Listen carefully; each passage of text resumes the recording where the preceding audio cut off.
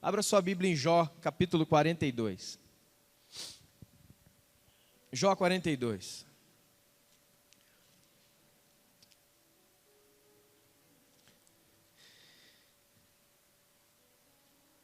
Eu sempre oro ao Senhor e falei, Deus, por que as coisas muitas vezes continuam assim? Eu sempre tenho a mesma resposta. Meu filho, eles não querem mudar, ué. Tá assim. Jó capítulo 42. Jó é um livro antes do livro dos Salmos. Amém? Jó 42. Hoje nós vamos encerrar a nossa série, a nossa campanha, intitulada Histórias Cruzadas. O que é isso? Olhando para a história de Jó, eu enxergo a minha, ou pelo menos pedaços da minha. Jó são 42 capítulos, é um livro bem grande, nós não conseguimos, dizer tudo. É um livro dos mais maravilhosos. Mas hoje, na parte final, a gente vai falar da virada, Ficamos 3 domingos aí falando de todas as amassadas que Jó tomou na vida. Jó 42, 5. Senhor, eu te conhecia de ouvir falar, mas agora os meus olhos te veem. Talvez algumas traduções da Bíblia aqui hoje, com certeza, talvez não, com certeza está assim, eu te conhecia só de ouvir, agora os meus olhos te veem. Eu fui buscar isso daqui no original hebraico e a palavra está bem assim mesmo, é desse jeito. Eu te conhecia de ouvir contar, ou seja, da boca dos outros. Eu te conhecia do que eu ouvia sobre você, mas agora os meus olhos te veem. Amém? Curva a sua cabeça por um instante. Pai, no nome de Jesus, dá ao coração desse povo hoje a tua palavra e a tua palavra ao coração do teu povo. Que finalmente, ó Deus, como diz a sua palavra, enviou-lhes a sua palavra e os sarou e os livrou do que era mortal. A sua espada é a tua palavra, Deus, usa nessa noite, corta os grilhões, Senhor, de todas as amarras que possam haver, em nome de Jesus. Por 3 domingos nós falamos da conhecida história de Jó, você acompanhou quem ele era, o que ele tinha, tudo que ele perdeu, a situação que ele ficou, os conflitos que aconteceram com seus amigos, que apareceram e começaram a bagunçar a mente de Jó, dizendo que Jó tinha que pedir perdão, que Jó tinha que se consertar com Deus, que Jó tinha que fazer alguma coisa, quando Jó não tinha pecado contra Deus. Jó não tinha errado contra Deus. E nesses 3 domingos que passaram, exceto o domingo passado, você deve ter entendido uma coisa aqui que fica clara. Muitas coisas acontecem aos seres humanos, muitas coisas podem acontecer a você, que não é obra do diabo. Obra do diabo, eu quero dizer o seguinte, ele entra na sua vida e faz um auê na sua vida. Não é assim que funciona, você viu aqui. Nós vimos nesses 3 domingos que só existem 2 maneiras de Satanás e os seus demônios, o império das trevas e da maldade, entrarem na sua vida. Primeiro, você abrindo. Como é que a gente abre? Aí tem diversas maneiras, mas uma das maneiras com as quais nós abrimos, são pecados que nós decidimos praticar, sabendo que estamos praticando. E a outra, é quando Deus, por uma razão como Jó, por uma razão que nós não conhecemos, porque não pertence a nós, libera aquele toque em sua vida. Nós entendemos, irmãos, uma outra coisa.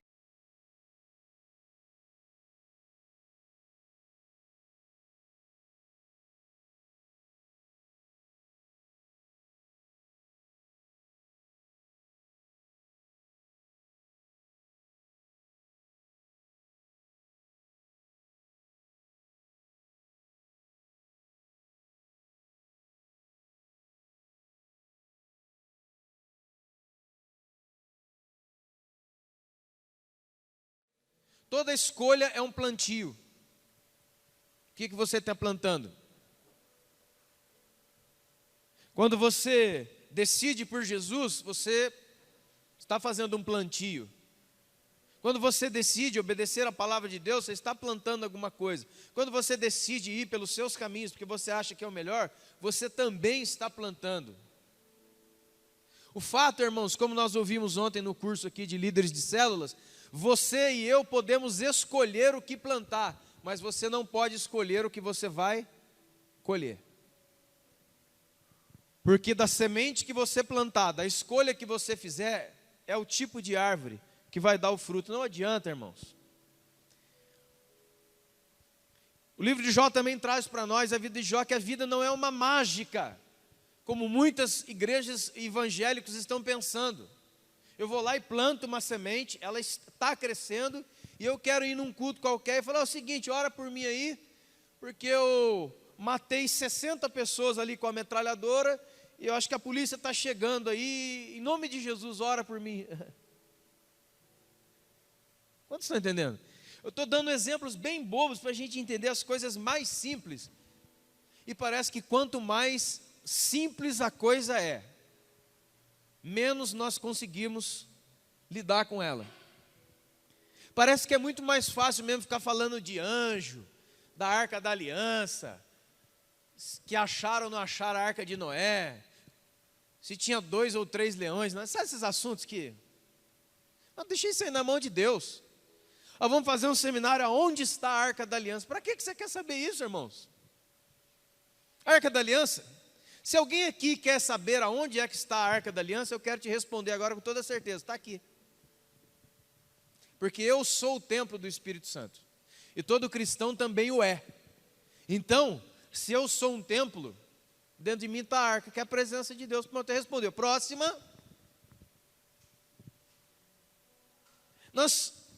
A Bíblia tem muitos assuntos espirituais e coisas, mas antes de chegar lá, a gente precisa se resolver primeiro.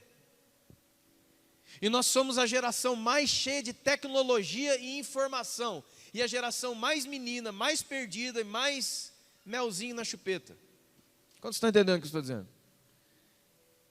Às vezes, conversando com os nossos pais, avós, você vê que a educação deles foi rígida, a vida deles foi difícil, muito difícil. A vida de muitos dos nossos pais e avós tiveram vidas difíceis, vidas com marcas mesmo.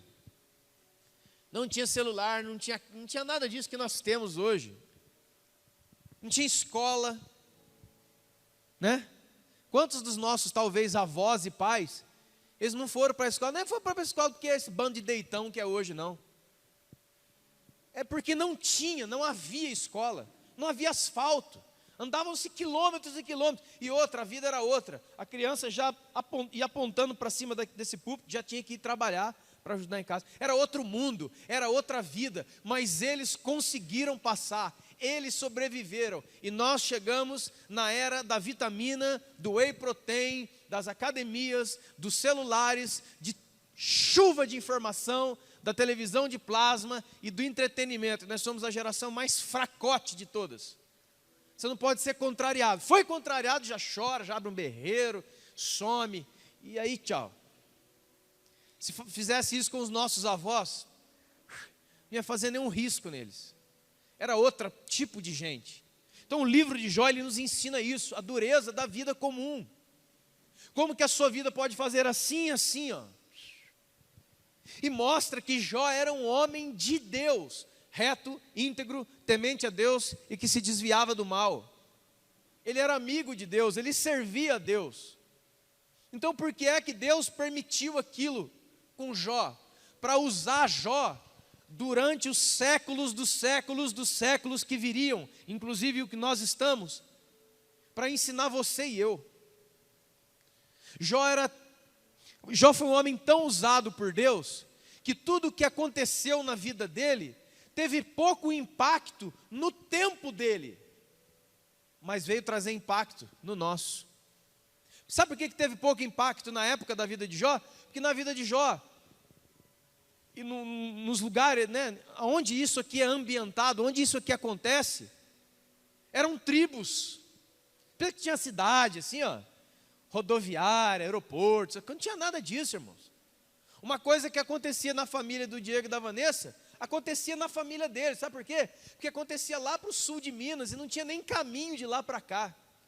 Mas Deus, então, pega o sofrimento de Jó, e põe na sua palavra, e conserva o sofrimento daquele homem, desse homem, na sua palavra, para chegar hoje aqui para você, 3.500 anos depois, para dizer para você, quantos de nós passaríamos por alguma coisa para a glória de Deus, para que Deus ensinasse outras pessoas?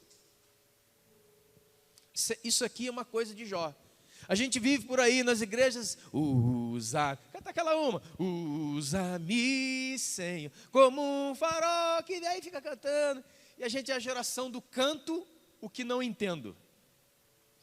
A gente parece um papagaio. O papagaio, ele não tem a inteligência de analisar o que ele fala, mas ele repete o que você fala. Então você fala assim, usa-me, Senhor Deus. Puxa, eu estava precisando de uma pessoa mesmo.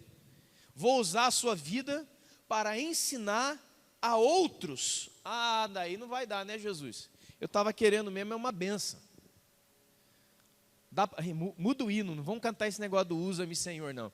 Dá aquela, como é que é? Tem um hino que é, me dá a minha benção para depois subir, me dá a minha benção para depois subir. Esse negócio aí que eu quero mesmo. Eu quero é mais uma bala, eu quero mais um brigadeiro de Jesus.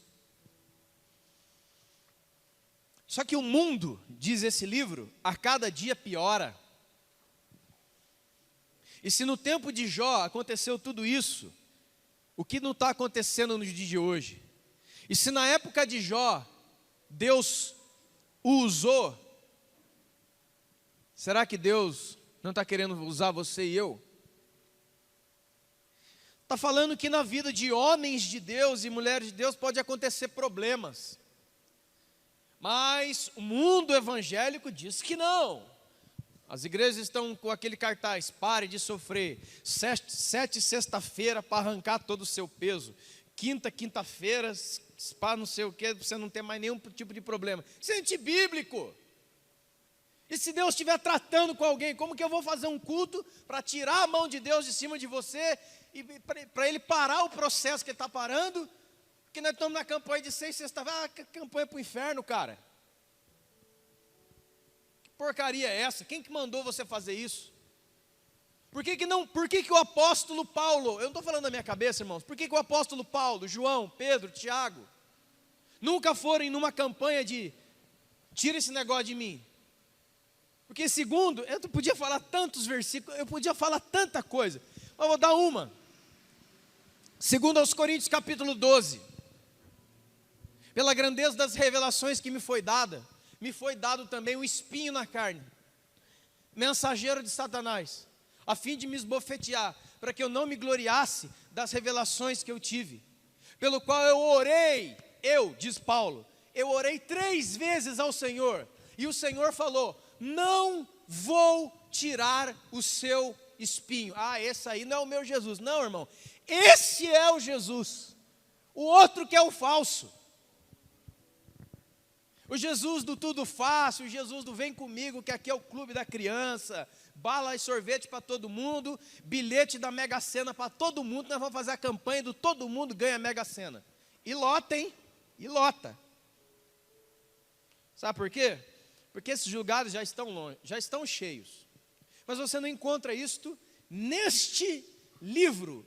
E o cristão é um povo de um livro chamado Bíblia. Não é da minha cabeça, não é da cabeça do bispo, do pastor, do fulano de tem.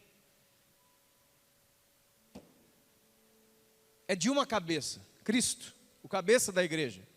Amém?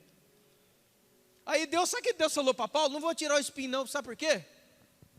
Porque a minha graça, Paulo, te basta. Porque o meu poder, esse aí que você está querendo aí, ele se aperfeiçoa na sua fraqueza. Como é que o poder de Deus se aperfeiçoa em nossa fraqueza? Porque é que Paulo fala, então me gloriarei ainda mais nas minhas fraquezas, porque quando sou fraco é aí que eu sou forte. Por que um homem pode ter a coragem, a autoridade de dizer uma coisa dessa? Porque ele entendeu o que Deus está falando. Porque nos momentos que nós estamos fracos e apertados, é o momento que nós dobramos o nosso joelho e conhecemos e reconhecemos que há um Deus. A grande maioria do tempo da nossa vida humana, a gente anda de nariz em pé, como orgulhosos, sem precisar de Deus, sem falar com Deus. Agora, dá uma doença, ai. Aí eu estou orando, aí é hora. Isso está na palavra, está em Oséias, está nos profetas. Deus uma vez diz assim: Israel, eu me lembro de você, quando você andava atrás de mim no deserto. Ô, tempo bom. Mas agora, você entrou na terra prometida, né? Terra que mana leite e mel, né? E é isso aqui que aconteceu. Os profetas se desviaram, os pastores prevaricaram contra mim, e ninguém mais, e os mestres esqueceram a minha lei, e ninguém mais pergunta: onde está o Senhor? Aonde é que eles estavam, irmãos? Na terra que mana leite e mel. Ai, que gostoso essa bênção, Senhor. Nós já falamos sobre isso. Em muitos lugares de bênção é que nós podemos ser amaldiçoados. Esse é o Jó, o cara que foi comprimido, sem saber o que está acontecendo com ele. Ele orava, Deus não respondia. Ele esperava alguém ajudá-lo, não tinha como ajudar. Veio os amigos, só pioraram. Quão duro é você passar pelos momentos de dificuldade da sua vida sem saber o porquê.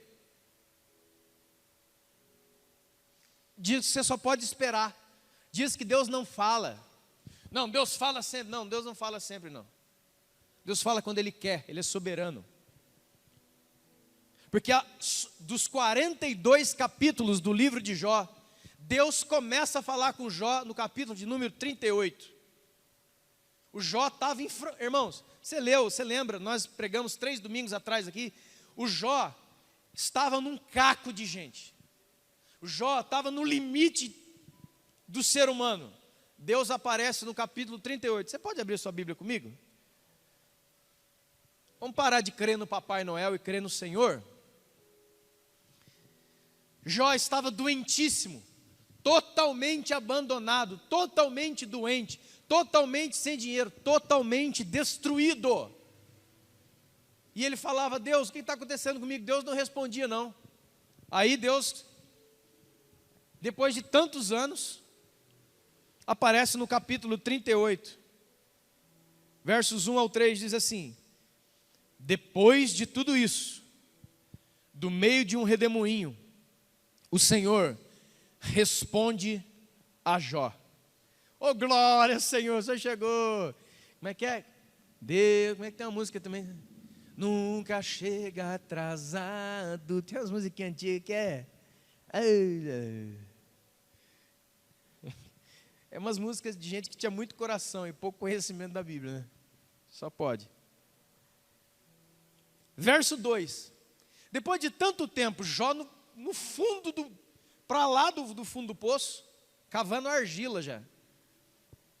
Deus aparece para ele: oi, Jó, tudo bem? Então, quem é este que escurece os meus desejos com palavras sem conhecimento? Olha, irmão, que coisa boa para dizer para uma pessoa que você acabou de arrebentar com ela de todo jeito, você pisou nela de todas as maneiras, você privou ela de todo tipo de conforto, aí você aparece: oi, tudo bem? Quem você está pensando que é? E o verso 3 é terrível. Se veste como um homem, se põe de pé e fala comigo no meu tribunal. Olha, essa é a tradução mais fiel, o original hebraico que eu acabei de ler. Jó, você está ruim, né? Então, já que você ficou 37 capítulos chorando e perguntando, eu cheguei. põe uma roupa, fica de pé e entra na minha frente, que nós vamos travar uma luta de direitos. E aí, irmãos, começa um dos textos do Jó 40, do 38 ao final do 41. Uma das partes mais belas de toda a Bíblia. Se você não lê, leia, porque é maravilhoso. Deus mostra uma janelinha aberta para Jó. Deus não se mostra para Jó. Deus abre uma janelinha de casa, Jó olha, nossa. Ele começa a perguntar coisas para Jó. Qual de nós entende tratamento de Deus como Deus vindo, amassando você e chegando e olhando e falando assim, olha para mim, olha para mim. E agora eu vou começar a perguntar para você, irmão, isso não cabe na nossa lógica humana. Porque quando nós entendemos problemas e dificuldades, somos nós, como Jó, que saem à caça de respostas e algum tipo de coisa. Quando Deus aparece, fala, não, eu vou mostrar, Jó, eu vou responder, Jó, ao seu espírito, fazendo perguntas a você. Muitas e muitas vezes que Jesus foi cercado pelos fariseus, ele respondia às perguntas dos fariseus, fazendo perguntas aos fariseus. Os fariseus perguntavam e ele perguntava de volta. Uma das clássicas que eu amo, que os fariseus chegaram, ele tinha curado e dito, aquele cara que desce, né, pelo telhado, aí para na frente de Jesus e falou, o pessoal está, o elevador foi ali, que inventaram. Por que você quer? Ele aí, o senhor está aí aleijado e não anda, está com esse problema. É o seguinte, levanta e anda, estão perdoados os seus pecados. A galera religiosa da época ficou assim, perdoando pecado? Só Deus perdoa pecado. E Jesus, conhecendo o pensamento deles, para que vocês saibam que o Filho do Homem tem poder para perdoar pecados, a ti te digo, levanta, toma o teu leito e anda. Porque qual é o mais difícil? Ou qual é o mais fácil dizer? Levanta e anda, ou estão perdoados os seus pecados? Quando o pessoal sai dali, esse negócio de perdoar pecado, né?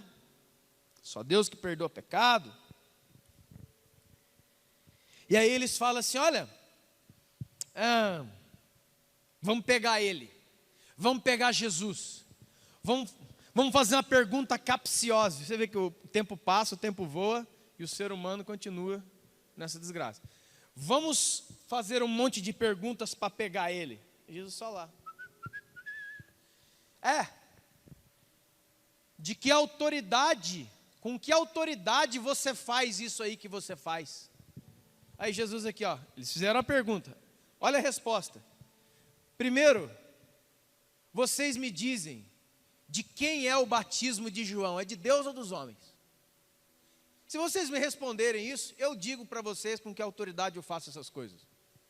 Aí eles, puxa, tomamos uma, né? Volta, os universitários. Bom, se a gente disser que é de João, o povo vai pegar a gente, que a gente brigou com o João.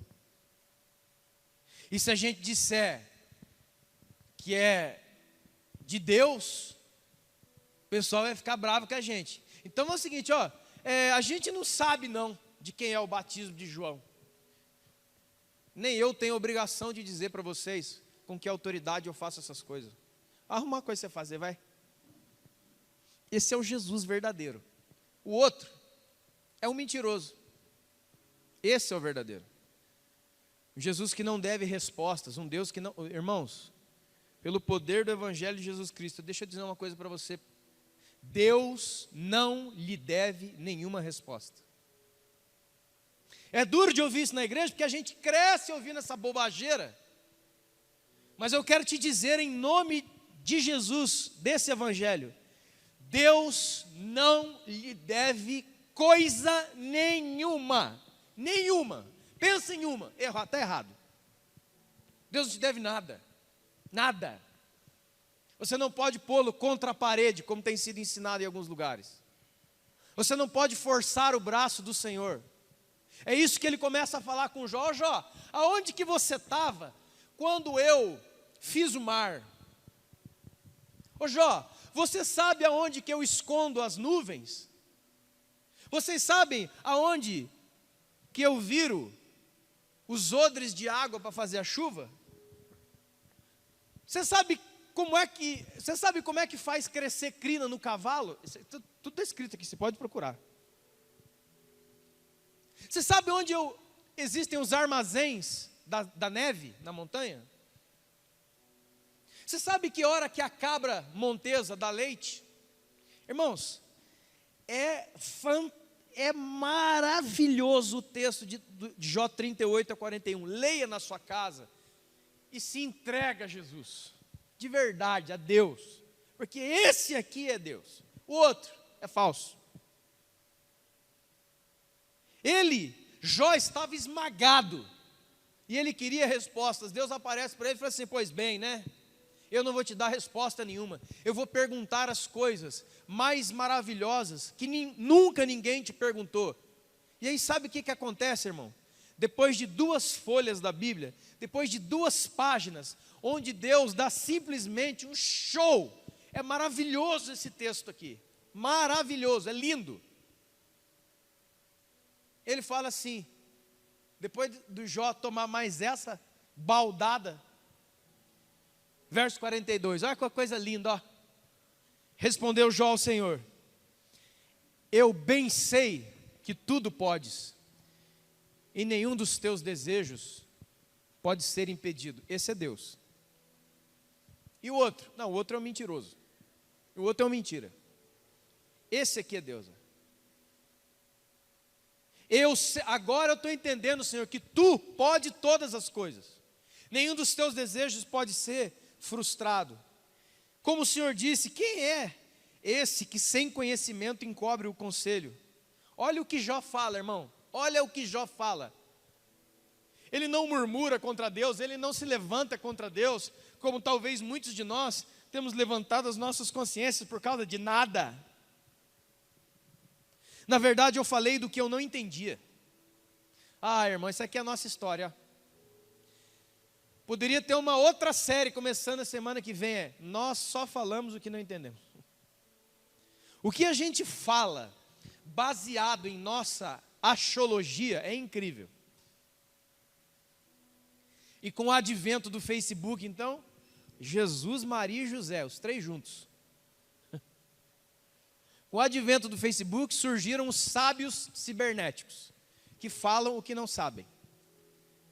Eles não falam a partir da palavra, não falam a partir da revelação, eles falam a partir de uma ferida, eles falam a partir da raiva, eles falam a partir da mágoa, porque eu estou magoado com ele, então eu vou lá para o Facebook, começar as minhas indiretas de não sei o quê, achando que ali vai ter alguma coisa. Essa é a coisa mais imbecil que pode existir para um ser humano, principalmente um cristão. Usar uma rede social para ficar destilando as suas inseguranças, dores e coisas que Jesus disse: o seu irmão pecar contra ti, vai até ele, não manda Facebook não. Se o seu irmão pecar contra ti, vai até ele, pede perdão para ele, resolve com ele. Em nenhum lugar da Escritura, se o seu irmão pecar contra ti, fica com bastante raiva, espera chegar a noite, pega uma internet bem boa e fica lá, ó. Porque tem gente que é fogo. Porque tem gente por aí que é terrível.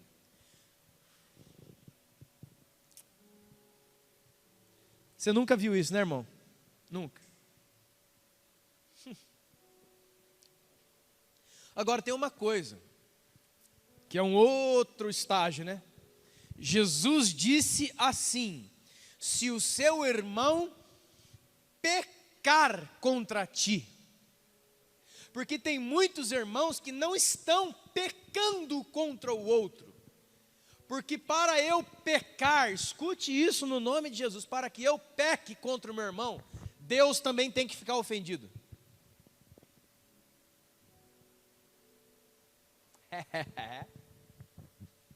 O pecado pelo qual eu tenho que pedir perdão, pecado é pecado.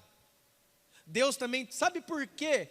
Que um verdadeiro cristão, nascido de novo da água do Espírito, um verdadeiro filho de Deus, ele se apressa em pedir perdão quando ele sabe que ele ofendeu, porque ele sabe que ele ofendeu o seu Deus e Pai. Não é só uma coisa de resolver com o outro, não. Sabe aquele negócio que fica incomodando? Estou falando com cristãos verdadeiros aqui nessa noite, amém? Amém? Tem aí? Eu sei que vocês estão aí no meio. Deve ter algum aí. O cristão verdadeiro, ele sente um incômodo no seu espírito,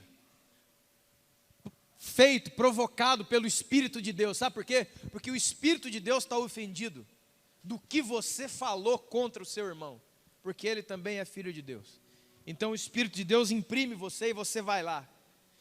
Não fica como muitos hoje, eu não perdoo ele, você vai para o inferno. Você não, então, vamos botar esse ponto aqui, cristãos que não perdoam os outros, das duas uma, ou não são cristãos, são somente evangélicos, ou estão totalmente num processo de entristecimento do Espírito Santo, de uma tal maneira, que ele se apagou de dentro de você. É dessas duas aqui, E não adianta orar.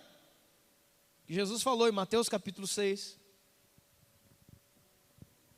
se você não perdoa o seu irmão, o pai não te perdoa. Acho que não é uma coisa boa, irmão, de continuar. Se o seu irmão pecar contra ti. Mas tem muitas pessoas ofendidas sozinha. Já viu isso aí? Ele tropeça no fio de cabelo, ninguém fez nada a ele. Não houve um pecado contra ele. Houve uma cisma, estou cismado. Cismado. Esse cara hoje que veio aqui hoje, acho que ele está meio... Eu acordei hoje, me sinto observado, as pessoas, sinto que não me amam. Você está doente. Você precisa de oração, você precisa de Jesus. Ao Jó, eu falei muita coisa que eu não sabia. Sobre Deus, sobre quem Ele é, sobre o que Ele faz. Escuta-me, pois havia dito, falarei e te perguntarei, e tu me ensinarás. Eu só conhecia de te ouvir, de ouvir dizer sobre você. Agora os meus olhos te veem, irmãos, meu Deus do céu. Qual é a história cruzada disso aqui para nós? É tudo. Talvez muitos mesmo que estão aqui.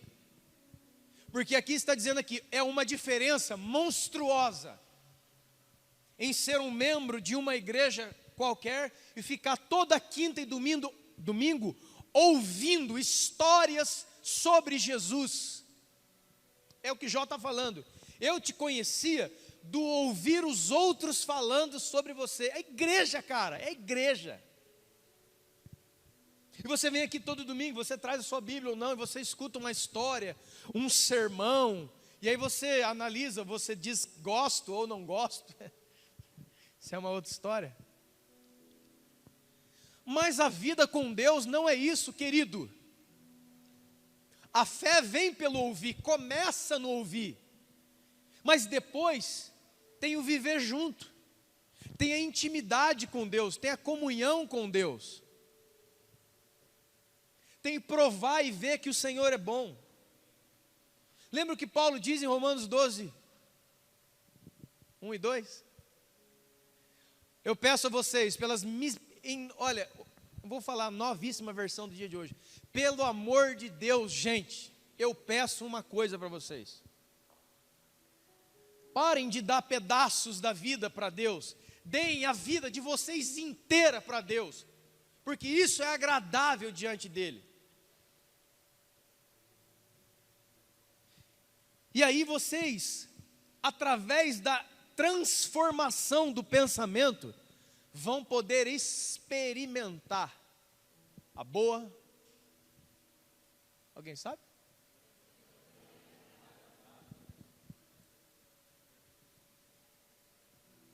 É exatamente isso que Jó está dizendo. Eu só te conhecia de ouvir falar, mas agora eu tenho uma experiência com você. Agora eu sei quem é você. Agora você se apresentou a mim e eu me apresentei a você, e nós estamos juntos e seremos inseparáveis até o fim. Não é isso que nós vivemos pedindo na igreja: Senhor, vem, vem, Jesus. Aí fica, toca mais forte, que esse aí que é Deus.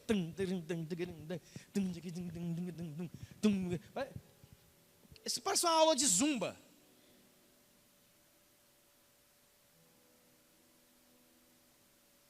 O Jó não teve nenhuma música, o Jó não teve nenhuma rádio, o Jó não teve nada, ele teve dores. Nós, seres humanos, nós não queremos isso, eu sei. Nós não queremos isso. Mas uma das maneiras mais poderosas neste livro, pelo qual Deus se aproxima de uma pessoa, é o sofrimento. Os seres humanos não querem isso. Mas esse livro fala sobre isso. Lê esse livro para você ver como é diferente do discurso que está por aí. Veja o Paulo. Paulo era um homem de Deus? Sim ou não? O apóstolo Paulo. Você viu o que ele passou? Nas vigílias muito mais, no jejum muito mais, no saber. Tomei varada, tomei chicote, tomei um monte de coisa. Fui preso, em naufrágio muitas vezes. Irmão, sinceramente, se traz o apóstolo Paulo para hoje, o pessoal ora para ele para quebra de maldição, demônio e outros espíritos aí. E às vezes a gente não realiza, mas o Paulo devia ser uma coisa ruim de ver. Porque ele fala dele mesmo assim, ó: eu tomei 5 vezes dos judeus 39 chicotadas nas costas.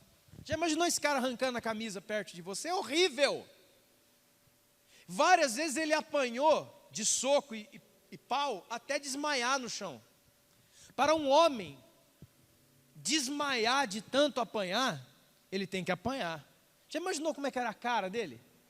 O corpo dele?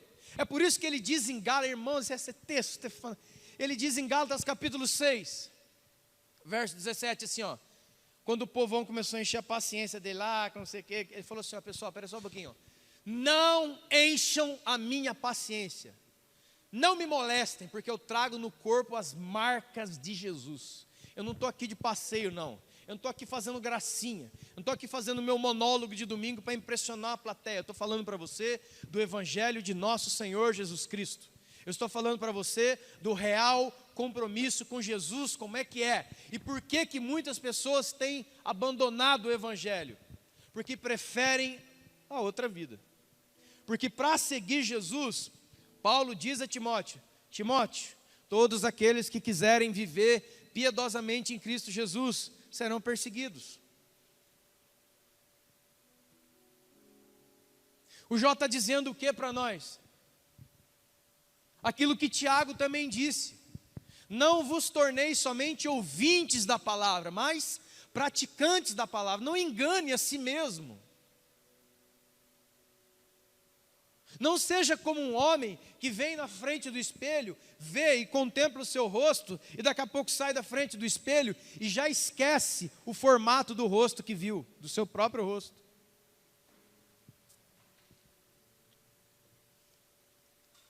O Jó está dizendo para você assim, ó: aguenta. Deus não ajuda Jó, em nenhum momento. Deus não ajuda. Deus solta o capeta, solta todo mundo que tinha em cima de Jó. Jó é destruído de todas as maneiras. Você já ouviu as outras pregações? Ele é destruído mentalmente, ele é destruído fisicamente, ele é destruído financeiramente, ele é destruído na sua saúde, ele é destruído na sua família. Passa um trator em cima dele. E em todo esse processo, Deus não o ajuda. O que Deus queria com esse cara? Ninguém lá, na época, Jó ficou famosão e começou a pregar em um monte de sinagoga o testemunho dele, né? Hoje a igreja se encheu de testemunhos de muitas pessoas. E isso é bom até certo ponto. Porque não há, verdadeiramente, na igreja, uma questão que venha trocar uma coisa pela outra. O que eu estou dizendo para você? A igreja é formada e ela é A palavra que vai nos fazer entender e viver Deus não é um monte de irmãos que tiveram uma vida toda ferrada e agora vem aqui dizer que é bonzinho. Não é isso. Eu tinha, agora eu não tinha, agora tenho. Eu era bruxo. Irmãos, já vi testemunho na televisão que eu não sei como é que não prenderam aquelas pessoas. O cara já matou mais de 100 pessoas, quartejou mais de 60 pessoas. Ele tem pacto com o diabo, tinha pacto com Satanás. E ele fica lá e fala, cara, esse cara está mentindo. Tinha um cara que falava assim, ó, fulano de tal comia criança todo dia no café da manhã. Eu falei, meu Deus, quem é essa pessoa? Todo dia uma criança comia. Nas pregações as pessoas, aleluia. Deixa eu dizer uma verdade a você. O testemunho que muda a sua vida e salva é o testemunho de nosso Senhor e Salvador Jesus Cristo. Os que nós contamos são ações do que Ele fez. Nenhum testemunho de história minha, sua, mais triste que seja, é superior ao testemunho de Jesus Cristo e esse crucificado. Amém, querido? Isso é o Evangelho. Então muitas vezes a gente tinha um irmão que ficava falando, cara, tem que botar mais testemunho, irmãos. Nós sempre, vira e mexe, vem pessoas dar testemunho aqui.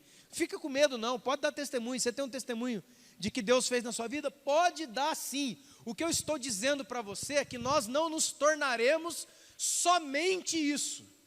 Que a hora que todo mundo der o testemunho, o que nós vamos fazer? Chamar outros irmãos de outras igrejas para fazer o culto semana que vem? Outra coisa que também é poderosa e pesada, a grande maioria dos testemunhos que as pessoas contam são testemunhos de melhoria de bens materiais. Poucas vezes você vai ver em alguma igreja uma pessoa falar, eu quero dar um testemunho. Eu estou passando pelo pior momento da minha vida. Eu não tenho isso, eu perdi isso, eu perdi isso, eu perdi isso, mas eu nunca estive tão firme com Jesus. É difícil você encontrar esses testemunhos por aí. Sabe por quê? Não, isso é coisa negativa. Vamos botar que todo mundo está ganhando carro, porque daí lota rapidinho. Procura outro lugar, filhão. Aqui, não. Se Deus te deu um carro, aleluia, glória a Deus. É de Deus? É de Deus. Mas não estou falando isso. Eu estou falando retirar a palavra e colocar essas coisas. Jó não saiu numa turnê pregando a sua vida, Jó não lançou livro, Jó não fez nada. Mas o Jó chega, Deus usou a vida de Jó para ensinar coisas profundas para mim e para você hoje. O Paulo, o apóstolo, já morreu há 2000 anos. Mas quando nós lemos as suas cartas e as suas, entre aspas, aventuras, nós somos inspirados. E como diz a Escritura, até o sangue de Abel, que falava da terra, fala coisas até hoje. Ensina. A questão é, quem é o Deus com que você conhece? Olha o que Jó fala. Eu te conhecia de ouvir falar sobre você todos os domingos religiosos. Não falta um domingo, hein? Então eu estou ouvindo sobre Jesus, ouvindo sobre Jesus, ouvindo sobre Ele, ouvindo sobre Ele, ouvindo histórias sobre Ele, ouvindo histórias sobre Ele, mas talvez eu ainda não creia no que Ele disse, que onde estivessem 2 ou 3 reunidos em meu nome, eu estaria ali, e Ele está aqui, mas nós não acessamos. A igreja hoje é um povo reunido atrás de um contador de histórias dominical. Não há busca pela experiência, pelo toque, por aquilo não somente que é tal, mas é o Deus vivo, o Deus presente, o Deus que ressuscitou minha gente, meu povão. Jesus está vivo. Ele disse também tantas coisas, ele falou assim, eu estarei convosco até o fim dos tempos. Mas isso não faz a nossa cabeça mais. A gente quer ver mais um show de homilética misturado com exegese, misturado com hermenêutica, e traz o grego, e traz o hebraico, para impressionar mentalmente as pessoas.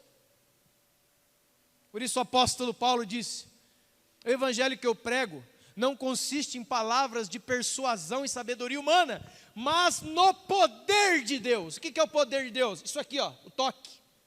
Eu ponho a mão, eu pego Jesus, Jesus me pega. Quem é o Deus com o qual você tem vivido? O Deus dos livros que eu tenho lá na minha casa, eu tenho uma biblioteca muito grande de livros. Que legal. Eu tenho 4, 5, 6, não sei quantas mais, bíblias de estudo. Quantos de nós estamos cheios de toda a informação sobre Deus, mas nós não sabemos quem Ele é? Nunca fui apresentado. É a mesma coisa de eu fechar esse livro aqui, a Bíblia, é um livro que contém várias biografias. O que é uma biografia? A história de alguém, amém? A Bíblia conta a história de muitos homens e mulheres de Deus, isso é a Bíblia. Aí eu vou ali na livraria, compro um livro mais ou menos, quase, dessa grossura quase, do Ayrton Senna da Silva. Quantos lembram do Ayrton Senna? Aqueles domingos de manhã eram legais, agora não tem nada no domingo de manhã. Siga bem, irmão caminhoneiro, é um negócio chato, não tem nada a ver. Mas antigamente as manhãs de domingo eram emocionantes, por quê? Porque tinha o Ayrton Senna da Silva e as bandeiradas, lá. Aí ele morreu. O herói nacional morreu, enterraram ele, papapá. Depois de um tempo, sabe o que lançaram? Uma biografia de Ayrton Senna da Silva. Aí eu vou lá na livraria e compro uma biografia do Senna. E eu vou começar a ler, eu leio, releio, faço anotação, faço não sei o quê. E aí eu alugo um espaço num hotel, num lugar como é que se diz? Um auditório. Coloco vários quadros de Senna, ele pilotando, ele em cima da Williams, em cima da Ferrari, aquelas coisas. Coloco um capacete com uma luz, uma coisa meio icônica. E aí eu quero contar para vocês hoje de Ayrton Senna da Silva. E tal. E ele começou numa Lotus preta, e tal, e foi na Williams, e tal, morreu. E vai ter gente chorando.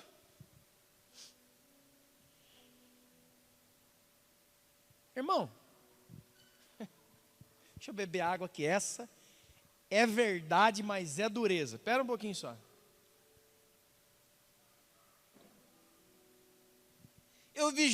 Já vi gente crente chorando em 2 filhos de Francisco. E eu pergunto a você, quem são 2 filhos de Francisco perto de Jesus? Poeira. Mas chora. Aí lê João 3,16. E a história de Jesus? Isso aí. Aí começa no dia que eu saí de casa, já começa a chorar. Aí eu venceu na vida, venceu. Esses meninos merecem.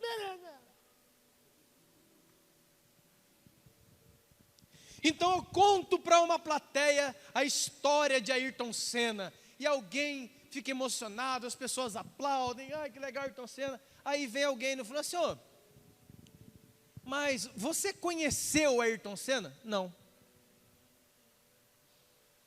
Da onde que você tirou todas as informações sobre Ayrton Senna? É desse livro aqui que eu comprei ali na livraria fulano de tal. Esse exemplo bobo que eu acabei de te dar, fala da grande maioria das pessoas que estão nas igrejas todos os domingos, ouvindo histórias de biografia. Hoje é domingo, nós vamos falar de Davi. Olha, Davi. Não, agora nós vamos falar mais.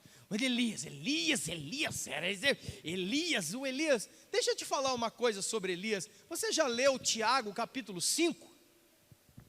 Sabe o que fala do seu grande Elias? Que Elias era homem sujeito às mesmas coisas que eu. Não, peraí, pastor. Mas Elias tinha poder. Esse aí é um dos grandes problemas. Nós só vemos as pessoas pelo que elas fazem e podem fazer. Nós não conseguimos mais ver os seres humanos que elas são. Nós só vemos Elias pelos seus feitos. Nós não vemos o Elias homem. Mas quando Tiago, pelo Espírito Santo, vai escrever, ele fala do Elias homem, do Elias que ficou com medo, do Elias que sumiu para a caverna, ficou chorando lá, não queria mais fazer a obra. A Jezabel bateu o pé e saiu correndo. Olha lá, medroso, medrosão. Sabe o que Jesus está falando para nós agora aqui? Comecem a olhar uns para os outros como irmãos, como homem, como gente. Para de olhar Dondo. Você viu? Ele é o homem de Deus. Olha esse rapaz. Vai, que eu quero ver. Ai, olha, gente. Dá mais som para nós, vai.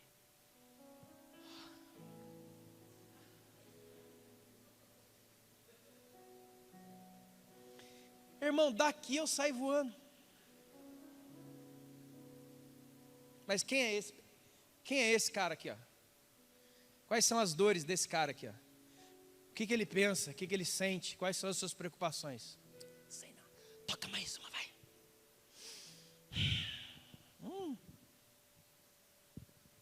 O Jó está trazendo isso para nós. Essa vivência. Jó não fez nenhum milagre. Ou fez? Jó fez milagres, sabe o que? O Elias fez, o Eliseu. Jó fez milagres, mas na Bíblia eu não encontro um homem tão poderoso quanto Jó.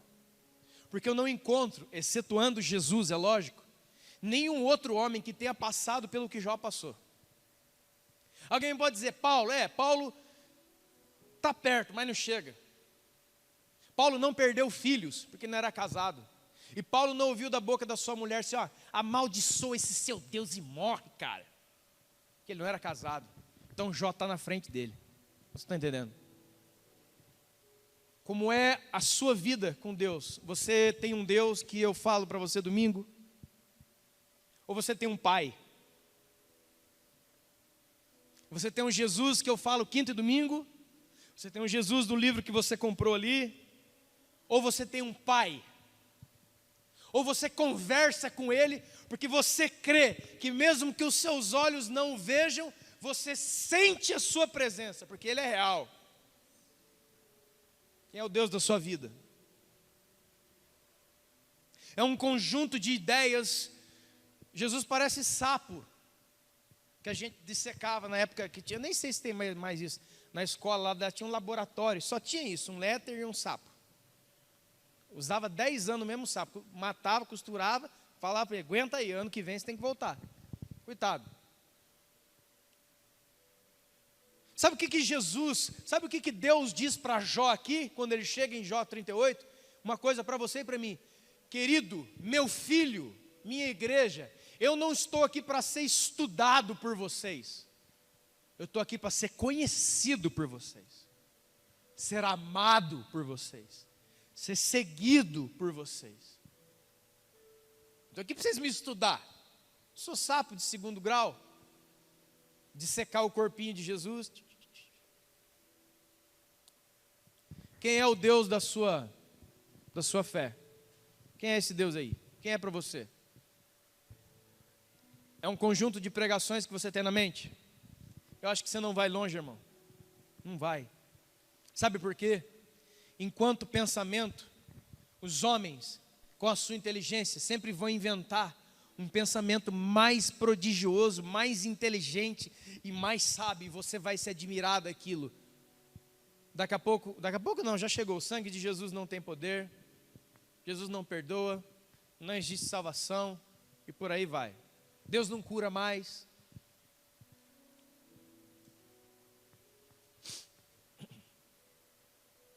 Por quê? Deus é tão tremendo, né, irmãos? E quando ele fala de coisas espirituais, lá em 1 Coríntios 12, ele fala assim, ó, quando você for orar em língua, você não pensa que as pessoas que estão à sua volta não vão entender o que você fala. Porque você fala em mistérios com Deus. E até a sua mente, a sua própria cabeça vai ficar infrutífera. Sabe por quê? É Deus colocando essa trave em você. Que quando o seu espírito, que é um com Deus, estiver em comunicação, através de oração em línguas, com o Espírito do Senhor, nem a sua mente do seu próprio corpo vai conseguir entender o que está se processando. Aí você fica louco, porque nós queremos ser controladores. O que Deus fizer, Ele tem que me explicar primeiro. Se eu não entender, não é de Deus. Se eu não colocar no campo das minhas ideias, querido, irmãos e irmãs, sabe uma das palavras que várias vezes se repete na Bíblia a respeito da pessoa de Deus? Mistério. Quem é pentecostal aqui sabe disso aí. É mistério, mas é mistério mesmo. Deus é Deus de mistério. Está escrito várias vezes na Bíblia. Tem coisas que Ele não fala para você não. Tem coisas que Ele não vai mostrar para você não. Mas eu quero saber, Deus, porque eu tenho o livro das 50 perguntas que Deus... Ele respondeu para Jó? Ele perguntou para Jó. Ó, Deus, irmão, eu tenho no meu coração, sabe? Eu sinto isso muito forte da parte de Jesus. Quantos estavam aqui ontem no nosso treinamento de células? Teve alguns irmãos. Vocês ouviram a mensagem que eu mandei no final da noite? Nós tivemos um treinamento de células aqui ontem, irmão, mas tão gostoso, mas abençoado mesmo. Teve um problema com o almoço, mas estava abençoado. Mesmo. Chegou a noite, eu estava meditando nessa palavra, bem de noite mesmo, o pessoal estava dormindo. Sabe o que Deus me falou? Porque eu estava alegre. Estava alegre mesmo pelo nosso treinamento, porque eu achei que foi bom, proveitoso, o pessoal pegou mesmo, foi muito legal. E eu lendo isso aqui, sabe o que Deus falou para mim? Pega o WhatsApp, está aí a gravação. Pega o WhatsApp e fala com eles agora assim, ó.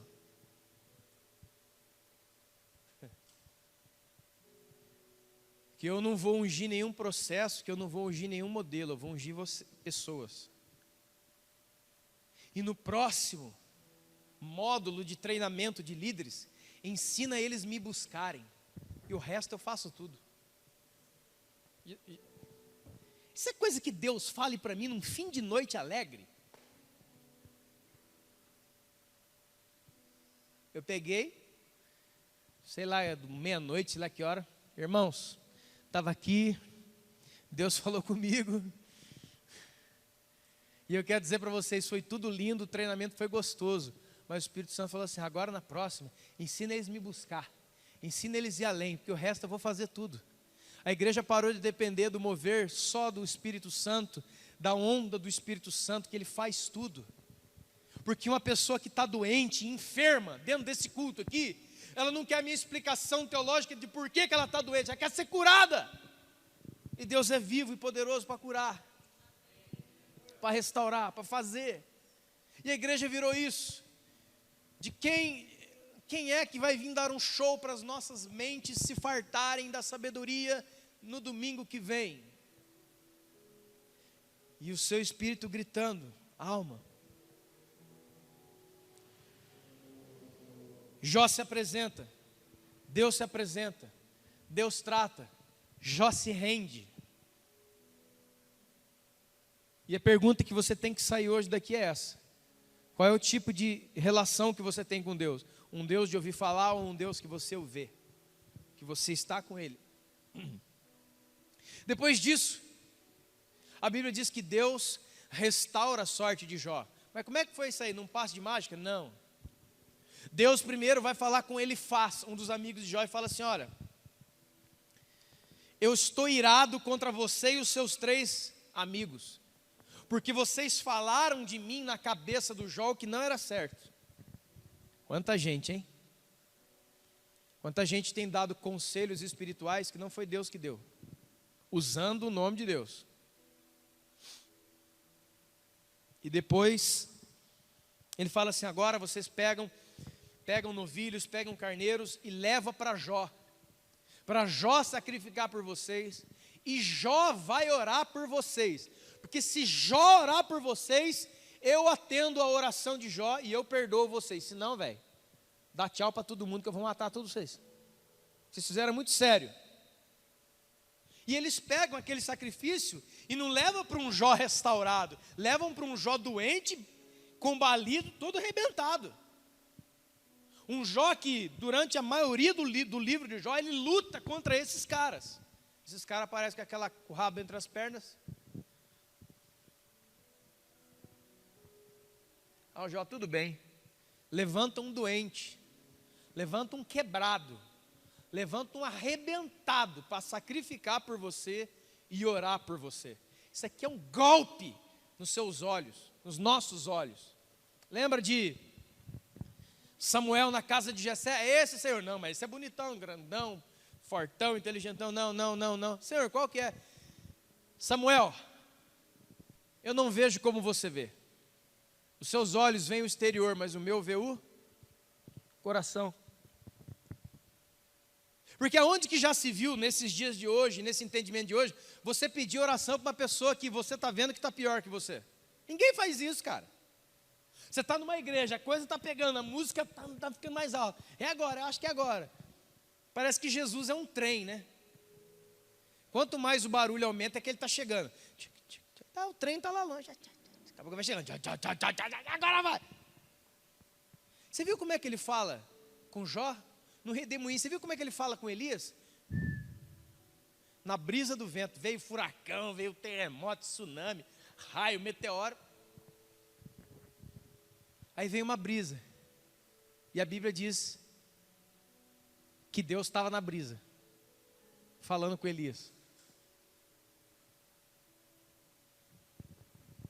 Aí o culto pegando fogo. Aí você vê um cara, alto, bonito, com a mão cheia de óleo, andando assim,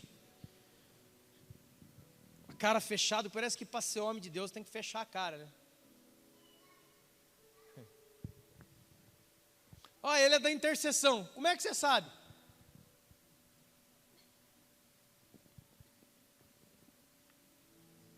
Para a entrada do UFC, os caras.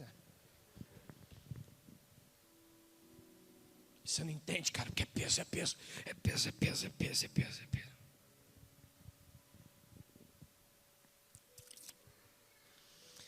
peso porque eu não confio na obra da cruz, ué. Eu não creio no poder que foi emanado e do sangue derramado, o que foi feito naquela cruz, eu não creio. Então eu quero lidar com principados e potestades na base da minha oração e não na fé no que ele fez. Aí é pesado mesmo. Aí vai doer pra caramba. Vem Jesus. Espera aí, eu preciso de oração hoje. Quem quer oração, vem aqui na frente. Eu já passei, vou dar o meu testemunho. Uma vez em alguma igreja, em algum lugar da galáxia, far away, muito distante, estava eu lá. Aí agora vamos chamar os obreiros para orar para as pessoas. Eu falei, eu sou obreiro, eu também sou isso aí. Entrei. Aí tinha uns outros caras assim, ó. Eu não estou falando, irmãos, preste bem atenção. Eu não estou diminuindo as pessoas, eu não estou falando sobre isso. Eu estou falando de como as pessoas veem. Aí o primeiro, um cara assim, ó. O cara já está assim, ó. O cara está armado, né? Uma mulher, tá, e outros caras assim. Aí eu vi que as filas de gente para orar se formava tudo do meu lado. Ninguém via comigo, cara. Quase que eu fiquei triste sair da igreja. Ninguém vinha comigo, por quê? Você vai pedir oração para um cara desse, velho? Tênis, calça jeans e camisa da promo ali da Hering. Tem 3 caras. E se for um cara estrangeiro, aí até 10 lá. Por quê? Porque isso aí que está. Deus sabia, falou, pega os amigos de Jó e manda eles lá pedir oração para um doente. Manda eles lá pedir oração para um cara que está quebrado, que o Jó ainda não tinha sido restaurado. Lê para você ver. Eles chegam lá e Jó ora por eles. E quando isso acontece, a Bíblia diz que Deus restaura a sorte de Jó. Quando ele orou pelos seus amigos. Quando ele venceu a última barreira de todas, a barreira humana. E Deus tem colocado uma palavra no meu coração para o próximo domingo. É culto de libertação. Aí um monte de gente vai cair endemoniado. Não, o pior não é o demônio, o pior é a nossa cabeça. Deus me dá uma palavra para a semana que vem no domingo, culto de libertação, vencendo a barreira humana. É isso aí. Como que a visão do outro ser humano te arrebenta? É demais. O Jó foi restaurado quando ele orou pelos seus amigos. quando ele rompeu, quando ele não se importou do que os caras fizeram com ele. E a Bíblia diz que ele volta a ter todas as suas riquezas, os seus parentes se achegam a ele, ele é restaurado por Deus de todas as maneiras. Sabe por quê? Porque tudo tem um tempo determinado para acontecer. Deus não castigou a Jó para sempre, não. Deus não manteve isso sobre Jó para sempre, não, ele voltou. E o último estado dele era melhor e maior do que o primeiro. E depois nasceram de novo 7 filhos e 3 filhas. E eu pergunto para você, com quem é que Jó teve essas filhas e filhos? Com a mesma mulher que falou para ele, amaldiçoa o seu Deus e morre, cara. Com a mesma mulher que o abandonou e ainda lançou esse troço na cabeça. O nível de comunhão, o nível espiritual de Jó, mas subiu tanto, que ninguém mais podia atingi-lo.